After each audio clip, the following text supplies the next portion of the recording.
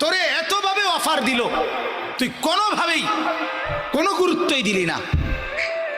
এই কারণে এই কথাটা বলতেছিলাম।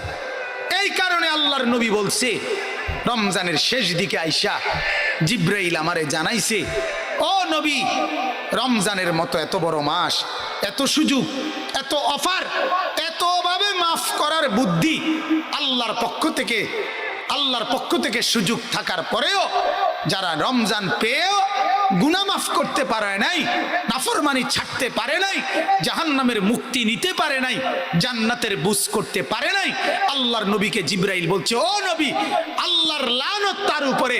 নবী বলছে আমিন, আমি মুহাম্মদের লানত তার উপরে। জিব্রাইল বলে আমিন, আমি জিব্রাইলের লানত তার উপরে। গোটা সৃষ্টি জগৎ বলে, ও তোরে এতভাবে অফার দিল, তুই কোনোভাবেই কোনো গুরুত্বই দিলি না।